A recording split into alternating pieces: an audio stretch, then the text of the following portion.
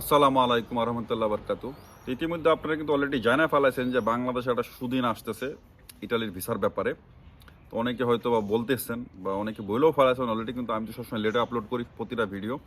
তো যাই হোক, যেই নিউজটা আসছে সেই নিউজটাকে ফোকাস করে অন্য মানে এই পারপাসে বেশ অন্যরকম টাইপসের কিছু কথা বলতে চাচ্ছিলাম।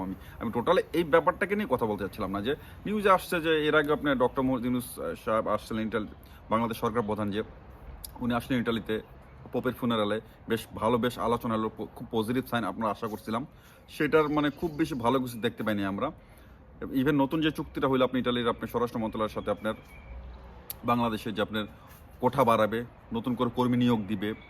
তো ভাইয়া এটা কিন্তু আপনার নতুন কোনো নিউজ না। ইটালির গভর্নমেন্টের সাথে বাংলাদেশের গভর্নমেন্টের বিগত দিনে যারাই আসছে বহু চুক্তি হয়েছে ভাই, কিন্তু চুক্তির আমরা কোনো ফলশ্রুতি দেখি নেই ভাই। সত্যি কথা, কর্মী নতুন করে নিবে এটা তো প্রতি বছর নিচ্ছে ভাই, কোঠা আরও বাড়াবে, কিন্তু জটিলতা তো সেইখানে না। কোঠা বাড়াক, সমস্যা নাই, কর্মী অনেক সমস্যা নেই, কিন্তু যে ঝামেলাগুলো সৃষ্টি হতেছে এটা নিয়ে কিন্তু কেউ কথা বলতেছে না। অলরেডি 60-70 হাজার পাসপোর্ট বাংলাদেশে আপনার অ্যাম্বাসিতে হ্যাঙ্গিং আছে। এইটার ব্যাপারে কাজ করা উচিত, যে যারা আপনার দীর্ঘদিন যে অপেক্ষা করতেছে এটা নিয়ে কেউ কিন্তু কোনো ক্লিয়ার কথা বলে না। ইভেন আরেকটা ব্যাপার যে বলতেছে কোঠা বাড়াবে, এটাও কিন্তু ক্লিয়ার না যে আপনার এই বছরে কোঠা বাড়াবে নাকি এটা আগামী বছর নতুন ডিক্লেয়ার যখন দিবে বা আসতেছে তখন আপনারা কোঠাটা বাড়াবে, কোঠাটা অ্যাড করবে, নাকি আপনার স্পেশালি বাংলাদেশের জন্য কোনো আপনার ডিক্লেয়ার দিবে।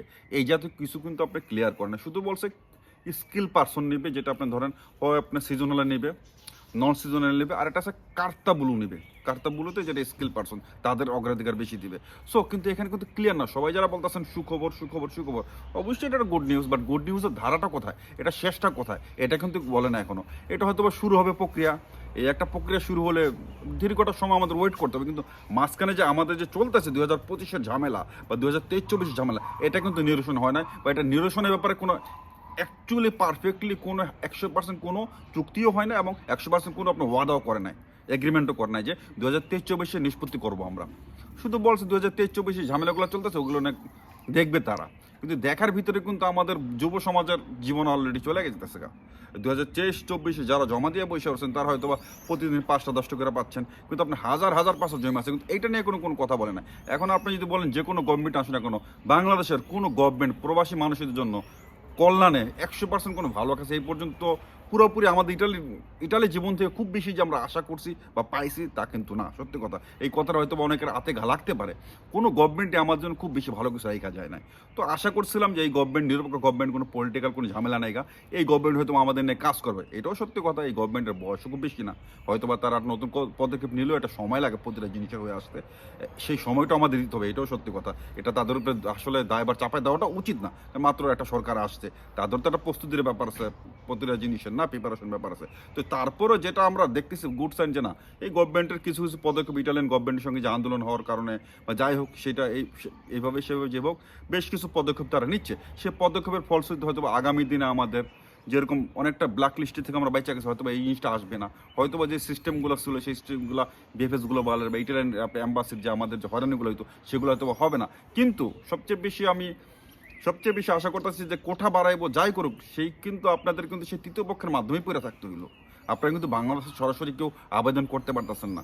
যদি এমনও হইতো যে স্কিল পার্সন, কমসে কম স্কিল পার্সনদের যাদের কার্তা বলু, যারা স্কিল পার্সন, পড়াশোনা জানা কাজ জানা মানুষ, তারা যদি একটু সরাসরি বাংলাদেশ থেকে যদি আবেদন করতে পারতো এই কোম্পানিগুলোতে, তাহলে অনেকটা বেটার হইতো। স্কিল পার্সনরাও যদি সেই তৃতীয় পক্ষের আন্ডারেই পড়ে থাকতে হয়, রিসিভটা পায় নাই, ন্যূনস্থা কবে উঠবে, এই হতাশার একটা সময়, এই হতাশার সময়টা আসলে বাংলাদেশ যুব সমাজকে অনেকটা ধ্বংস করে দিচ্ছে ভাই। অনেকে ভাই পাগল প্রায় অবস্থা।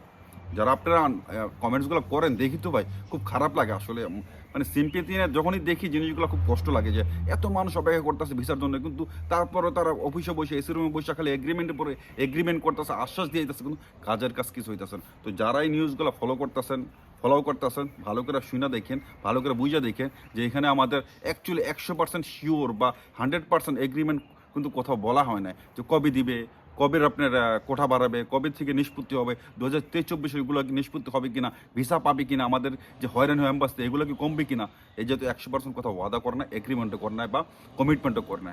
সো আপনারা যারা শুনতেছেন নিউজটা নিয়ে, সেই নিউজটা নিয়ে খুব বেশি আশাবাদী হইলে ভুল করবেন। হয়তো বা আশার ফলটা যদি তারা কার্যকরী করে হয়তো বা দেখবো, কিন্তু মাত্র শুরু প্রস্তুতিটা, সেই প্রস্তুতির কারণে কিন্তু আপনার ভাই সবাই লাফালাফি শুরু করে দিন না। আর যারা আপনারা বলতেছিলেন যে ডোমেস্টিক নাকি বাংলাদেশ থেকে দিবে না, বেশ কিছু কমেন্ট আসলে ভাই এটা সম্পূর্ণ মিথ্যা কথা ভাই। অনেকে ডোমেস্টিকের আপনার নুল্যবস্থা পাইছে, প্রতিদিনই দু একজন করে কমেন্টস করে।